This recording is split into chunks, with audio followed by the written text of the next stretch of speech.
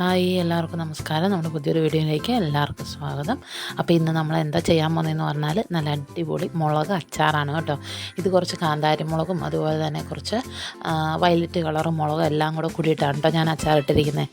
നല്ല അടിപൊളി ടേസ്റ്റാണ്. അപ്പോൾ നിങ്ങൾ ആദ്യമായിട്ടാണ് നമ്മുടെ ചാനലൊക്കെ കാണുന്നതെങ്കിൽ ചാനലൊന്ന് സബ്സ്ക്രൈബ് ചെയ്യാനും വീഡിയോസൊക്കെ ലൈക്ക് ചെയ്യാനും ഷെയർ ചെയ്യാനും കമൻറ്റ് ചെയ്യാനൊന്നും മറക്കരുത്. അപ്പോൾ നമുക്ക് നേരെ വീഡിയോയിലേക്ക് പോകാം.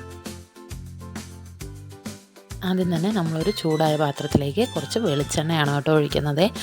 നല്ലെണ്ണയിൽ നമ്മൾ അച്ചാറിടുകയാണെങ്കിൽ കുറച്ച് നാൾ കേടുകൂടാതിരിക്കും. ഇവിടെ കുറച്ച് മുളകേ ഉള്ളതുകൊണ്ട് ഞാൻ വെളിച്ചെണ്ണ തന്നെയാണ് ഇടുന്നത്. അത് കഴിഞ്ഞ് വെളിച്ചെണ്ണ ചൂടായി വരുമ്പോഴത്തേക്കും ഞാനിവിടെ ഒരു ടേബിൾ സ്പൂണോളം കടുക് ഇട്ട് കൊടുത്തിട്ടുണ്ട് കേട്ടോ. കടുക് നല്ലോണം ഒന്ന് പൊട്ടി വരുമ്പോഴത്തേക്കും ഞാനിതിലേക്ക് ഉലുവയാണ് ചേർത്ത് കൊടുക്കുന്നത്. ഉലുവയെ നമുക്ക് നല്ലോണം ഒന്ന് പൊട്ടിച്ചെടുക്കാം. അപ്പം കടുകും ഉലുവയൊക്കെ നല്ലോണം പൊട്ടിയതിന് ശേഷം നമ്മളിതിലേക്ക് ഇഞ്ചിയും അതുപോലെ തന്നെ വെളുത്തുള്ളിയാണ് കേട്ടോ ചേർക്കുന്നത്. വെളുത്തുള്ളി ഞാൻ നല്ലതുപോലെ ചേർത്തിട്ടുണ്ട്. ഒരു 4-5 കുടം വെളുത്തുള്ളിയോളം ചേർത്തിട്ടുണ്ട്. അത് രണ്ടായിട്ട് കീറിയതുകൊണ്ടാണ് കേട്ടോ ഇത്ര അധികം തോന്നിക്കുന്നത്. വെളുത്തുള്ളി ഇത്തിരി കൂടുതൽ ചേർക്കുന്നത് നല്ല ടേസ്റ്റാണ് കേട്ടോ. പിന്നെ ഒരു വലിയ കഷ്ണം ഇഞ്ചി നീളത്തിലരിഞ്ഞതും ഒരു 2-3 ഇതൾ കറിവേപ്പിലയും കൂടി ചേർത്തിട്ടുണ്ട്. ഇനി നമ്മൾ ഇതിലേക്ക് ഉപ്പും കൂടി ഇട്ട് കൊടുക്കുകയാണ് കേട്ടോ ചെയ്യുന്നത്. ഉപ്പും കൂടി ഇട്ട് ഇത് നല്ലോണം നമുക്കൊരു ലൈറ്റ് ഒരു ഗോൾഡൻ കളർ ആവുന്നിടം വരെ നമുക്കിത് നല്ലോണം മൂപ്പിക്കാം കേട്ടോ.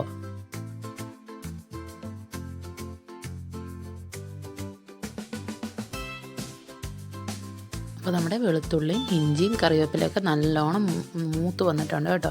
ഇനി ഈ സമയത്ത് ഞാൻ ഇതിലേക്ക് പൊടികൾ ചേർത്ത് കൊടുക്കുവാണ്. ഞാനിവിടെ ഒരു 1/2 ടീസ്പൂണ് മഞ്ഞൾപ്പൊടിയും ഒരു 3 ടേബിൾ സ്പൂണോളം കാശ്മീരി മുളക് പൊടിയാണ് കേട്ടോ ചേർക്കുന്നത്. എരിവുള്ള മുളക് പൊടി ചേർക്കുന്നില്ല, കാരണം നമ്മുടെ മുളകിന് നല്ല എരിവുള്ളതുകൊണ്ട് കാശ്മീരി മുളക് പൊടിയാണ് ഒരു 3 ടേബിൾ സ്പൂൺ ചേർത്ത് കൊടുത്തിരിക്കുന്നത്. ഇനി നമ്മൾ ഇത് നല്ലോണം ഒന്ന് വഴറ്റി അതിൻ്റെ പച്ചമണമൊക്കെ മാറുന്നിടം വരെ നമുക്കൊന്ന് വെയിറ്റ് ചെയ്യാം കേട്ടോ. ഇനി ഇതിലേക്ക് ചേർക്കുന്നത് കായത്തിൻ്റെ പൊടിയാണ് കേട്ടോ. ഞാനൊരു ടീസ്പൂണ് കായത്തിൻ്റെ പൊടി ചേർക്കുന്നുണ്ട്. നമ്മളിനി ഇതിലേക്ക് വേറെ അച്ചാർ പൊടിയൊന്നും ചേർക്കാത്തതുകൊണ്ട് അച്ചാറിൻ്റെ ഒരു ഫ്ലേവറിന് വേണ്ടിയിട്ടാണ് കേട്ടോ നമ്മൾ ഈ കായത്തിൻ്റെ പൊടി ഇത്തിരി കൂടുതൽ ചേർത്തത്.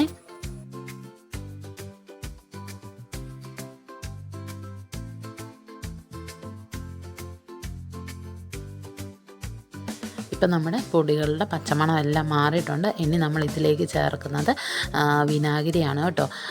ഇത് നമ്മൾ വെള്ളം അധികം ഇതിനകത്തേക്ക് ചേർക്കുന്നില്ല. ഈ ഒരു വിനാഗിരി തന്നെയാണ് കേട്ടോ നമ്മൾ ചെയ്യുന്നത്.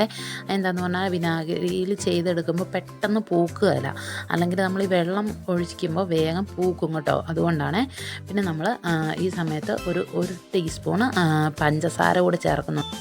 കാരണം ആ പുളിയും എല്ലാം കൂടെ ഒന്ന് ബാലൻസ് ആവാനായിട്ടാണ്. അപ്പോൾ ആ ഒരു സ്പൂണ് പഞ്ചസാരയും കൂടി ഇട്ട് നമുക്കിത് നല്ലോണം ഒന്ന് തിളപ്പിക്കാം. ഈ ടൈമിൽ ഉപ്പും കൂടി നോക്കണം. ഉപ്പ് കുറവുണ്ടെങ്കിൽ ചേർത്ത് കൊടുക്കണം കേട്ടോ. എനിക്ക് ഉപ്പ് ഇത്തിരി കുറവുണ്ടായിരുന്നു, അപ്പോൾ ഞാൻ ചേർത്ത് കൊടുത്തിട്ടുണ്ട്. ഇനി നമുക്ക് മുളക് ചേർത്ത് കൊടുക്കാം. ഞാനിവിടെ കാന്താരിയും അതുപോലെ തന്നെ ഇങ്ങനത്തെ മുളകുമാണ് കേട്ടോ എടുത്തിരിക്കുന്നത്. ഇത് നല്ലോണം കഴുകി എടുത്തതാണ്. ഇനി നമുക്കിത് ഇതിലേക്ക് ഇട്ട് കൊടുത്ത് ഒന്ന് തിളപ്പിക്കണം കേട്ടോ. ഇത് ആദ്യമേ ഒന്ന് നല്ലോണം ഇളക്കി യോജിപ്പിക്കണേ. നല്ലോണം ഇളക്കി യോജിപ്പിച്ചതിന് ശേഷം നമുക്കിതൊന്ന് മൂടി വെച്ചാലും കുഴപ്പമില്ല, കാരണം നമ്മുടെ മുളകൊന്ന് വേകാനായിട്ടുണ്ട്. ഒരു 2 അല്ലെങ്കിൽ 3 മിനിറ്റ് ഒന്ന് ചെറിയ ഒരു മീഡിയം ഫ്ലെയിമിൽ വെച്ചിട്ട് നമുക്കിതൊന്ന് വേവിക്കാം കേട്ടോ. ഇപ്പോൾ ഒരു 3 മിനിറ്റ് ആയിട്ടുണ്ട്. നമ്മുടെ അച്ചാർ റെഡി ആയിട്ടുണ്ട്. മുളകെല്ലാം നല്ലോണം വെന്തിട്ടുണ്ട് കേട്ടോ. മുകളിലേക്ക് എണ്ണ തെളിഞ്ഞു വരാനായിട്ട് തുടങ്ങിയിട്ടുണ്ട്. ഈ ടൈമിൽ നമുക്ക് ഫ്ലെയിം ഓഫ് ചെയ്യാം. അപ്പോൾ ഇത്രയേ ഉള്ളൂ. നല്ല അടിപൊളി ടേസ്റ്റുള്ള നമ്മുടെ മുളക് അച്ചാർ റെഡി ആയിട്ടുണ്ട് കേട്ടോ. നല്ല ടേസ്റ്റാണ്. നമ്മൾ ചോറൊക്കെ കൂട്ടുന്നതിൻ്റെ കൂടെ ഇത്തിരി അച്ചാർ എടുത്ത് കഴിച്ചാൽ നല്ല അടിപൊളിയാണ് കേട്ടോ. അപ്പോൾ നിങ്ങളെല്ലാവരും ഇത് വീട്ടിൽ ട്രൈ ചെയ്ത് നോക്കുക, ഫീഡ്ബാക്ക് അറിയിക്കുക. പിന്നെ ആദ്യമായിട്ട് നമ്മുടെ ചാനലൊക്കെ കാണുന്ന ആൾക്കാർ ചാനലൊന്ന് സബ്സ്ക്രൈബ് ചെയ്യാനും വീഡിയോസൊക്കെ ലൈക്ക് ചെയ്യാനും ഷെയർ ചെയ്യാനും കമൻറ്റ് ചെയ്യാനൊന്നും മറക്കരുത്. അപ്പോൾ നമുക്ക് അടുത്തൊരു വീഡിയോ കാണാം കേട്ടോ.